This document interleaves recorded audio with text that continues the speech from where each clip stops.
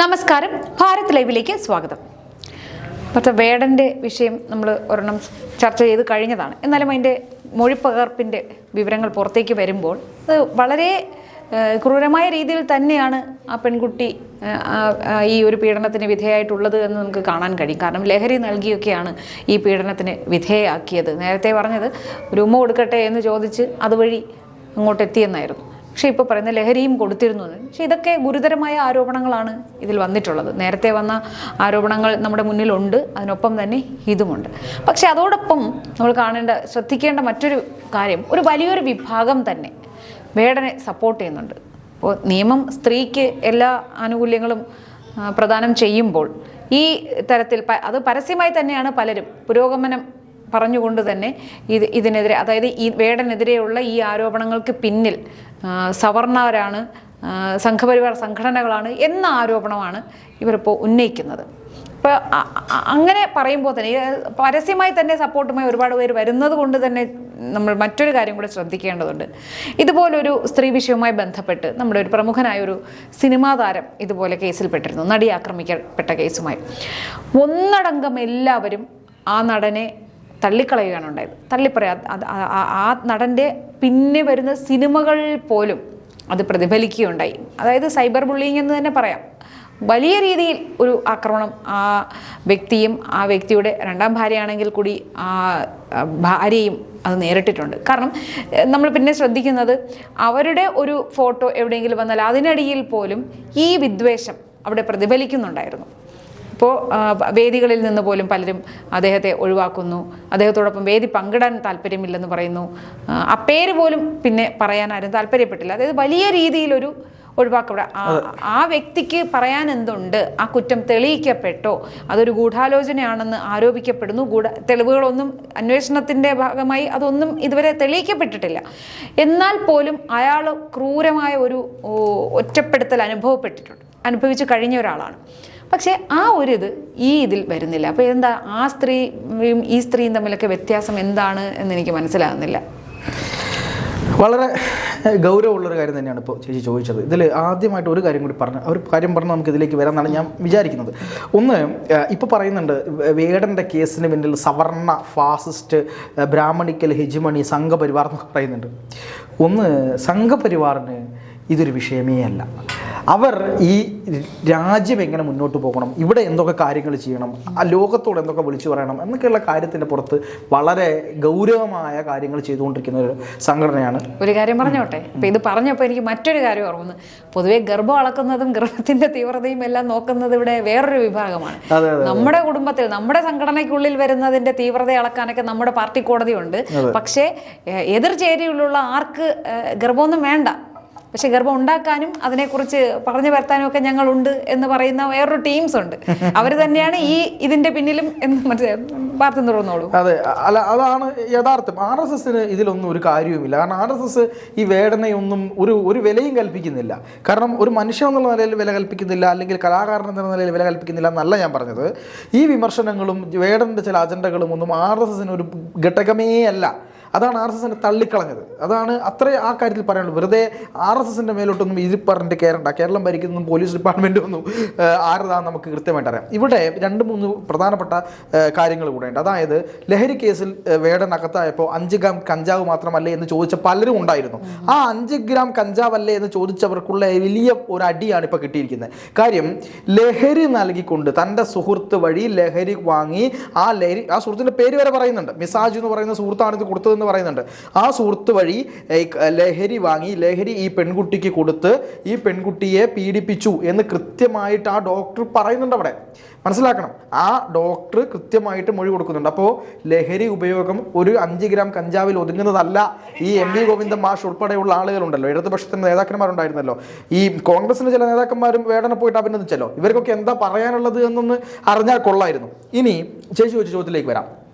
ദിലീപ് നടി ആക്രമിക്കപ്പെട്ട കേസിൽ ദിലീപ് ജയിലിൽ പോകുന്ന സമയത്ത് മുതൽ ഇങ്ങോട്ട് ആ കേസിൽ ദിലീപിന് പങ്കുണ്ടോ ഇല്ലയോ എന്നുള്ള തരത്തിൽ വലിയ ചർച്ചകൾ നടന്നു കഴിഞ്ഞതാണ്.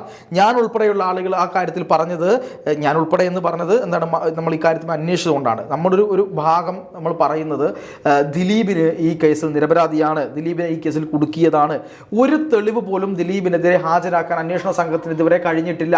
ആ കോടതിയിൽ എന്താണ് ഈ പറയുന്ന ട്രയൽ നടക്കുന്ന സമയത്ത് ഉൾപ്പെടെയുള്ള ആളുകളോടൊക്കെ നമ്മൾ അന്വേഷിക്കുന്ന സമയത്തും ഇതുവരെയും 2 തവണ ആ കേസിൻ്റെ പ്രോസിക്യൂട്ടർമാർ രാജിവെച്ച് പോകേണ്ട അവസ്ഥ വന്നു.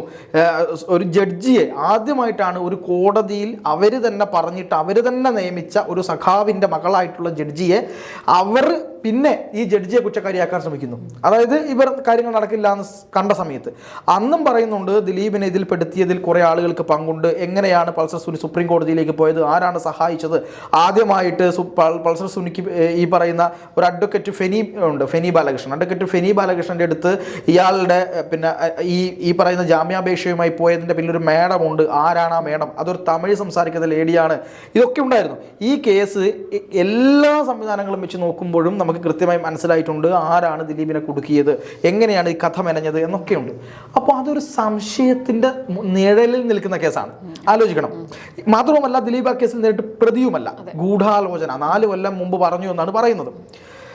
ഇവിടെ അന്ന് ദിലീപിനെ ആ സിനിമാ മേഖലയിൽ മുഴുവൻ വെട്ടിനിരത്തി. അയാളുടെ കയ്യിലായിരുന്നു സിനിമാ ലോകം. അയാൾ ഉൾപ്പെട്ട് തിയേറ്റർ സമരം അവസാനിപ്പിച്ച് പുതിയ സംഘടന ഉണ്ടാക്കി. അയാളുള്ള കാലത്ത് മയക്കുമരുന്ന് പ്രവർത്തനങ്ങൾ സിനിമാ മേഖലയിൽ ഉണ്ടായിരുന്നില്ല. വഴക്കുകളും പ്രശ്നങ്ങളൊക്കെ ഉണ്ടായിരിക്കാം.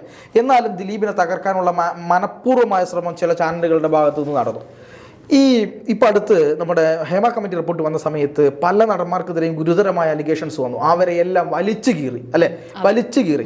ഈ ബാലചന്ദ്രകുമാറിനെയും ജയസൂര്യയും ഉൾപ്പെടെയുള്ള ആളുകൾക്കെതിരെ കേസുണ്ട് എന്ന് പറഞ്ഞുകൊണ്ട് അവരെ ഭയങ്കരമായി അധിക്ഷേപിച്ചു. ബാലചന്ദ്രകുമാറിനെതിരെയുള്ള കേസും ജയസൂര്യക്കെതിരെയുള്ള കേസും അവസാനിപ്പിക്കാൻ അന്വേഷണ സംഘം തീരുമാനിച്ചു. കാര്യം ഇവരെ ഒന്ന് വിളിച്ചു വരുത്തി ഇവരെ, അതായത് മൊഴി രേഖപ്പെടുത്താൻ പോലും ഇവരെ വിളിച്ചില്ല.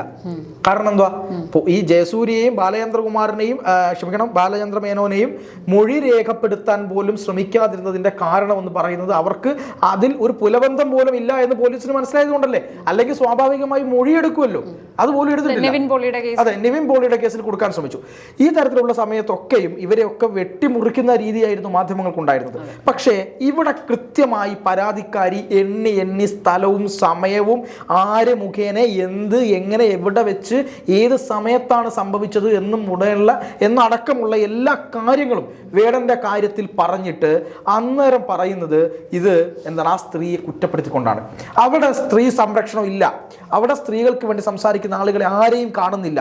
അവർ പറയുന്നത് എന്താണെന്നറിയോ, ഈ സ്ത്രീ കിടന്നു കൊടുത്ത് സുഖിച്ചതല്ലേ, അതുകൊണ്ട് പിന്നെ അവന്റെ മേക്കിട്ട് കയറണോ എന്നാണ് ചോദിക്കുന്നത്. അന്ന് പ്രശസ്തനല്ലായിരുന്നത് കൊണ്ട് ഓക്കെ ആയിരുന്നു, അത് കഴിഞ്ഞ് പ്രശസ്തനായപ്പോൾ അയാൾക്കെതിരെ ആരോപണം ഉന്നയിക്കുന്നു എന്ന് പറയുന്നു. പക്ഷെ അയാളുടെ പാട്ടുകൾ കേട്ട ആരാധന മൂത്തല്ലേ അവർ സൗഹൃദത്തിലായത്, അപ്പൊ പ്രശസ്തനല്ലായിരുന്നു. അപ്പോൾ അല്ല, അതൊരു ചോദ്യമാണ്. അവർ അന്നേരമേ ഈ പറയുന്ന ഹിരൺദാസ് മുരളി എന്ന് പറയുന്ന വേടൻ അന്നേരം പ്രശസ്തനായിരുന്നല്ലോ.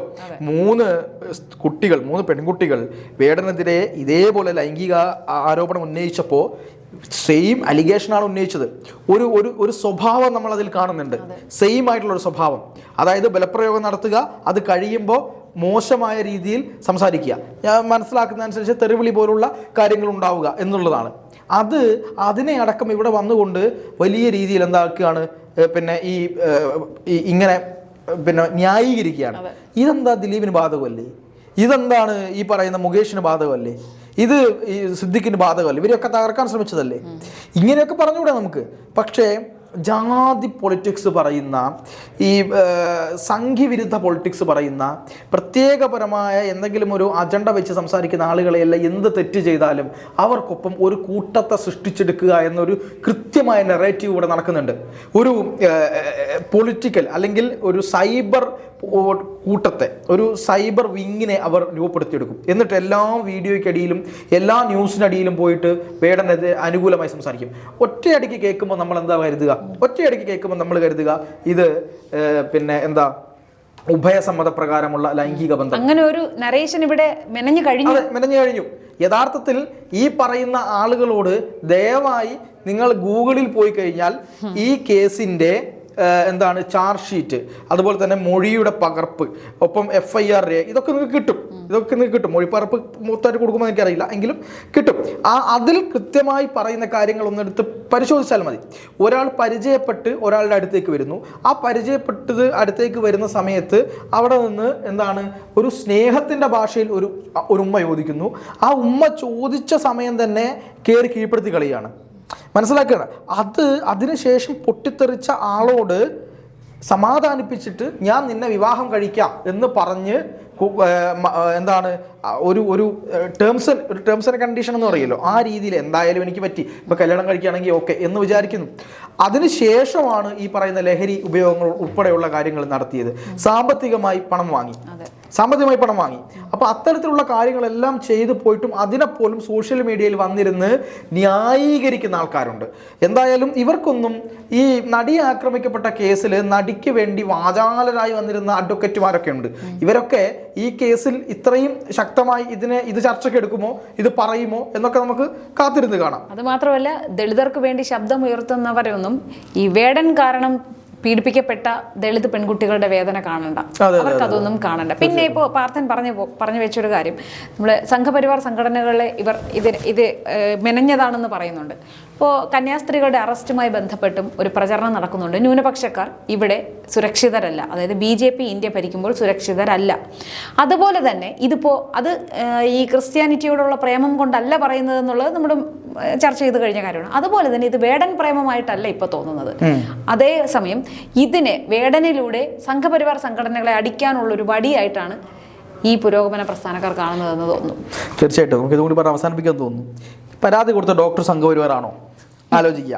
പരാതി കൊടുത്ത ഡോക്ടറുടെ ജാതി ഏതാണ്? അന്വേഷിക്കുക. പിന്നെ ഈ പറയുന്ന കേസെടുത്ത പോലീസുകാരൻ സംഘപരിവാറാണോ? കേരളത്തിലെ ആഭ്യന്തരമന്ത്രി സംഘപരിവാറാണോ? ആരാണ് ഇവിടെ ഭരിക്കുന്നത്?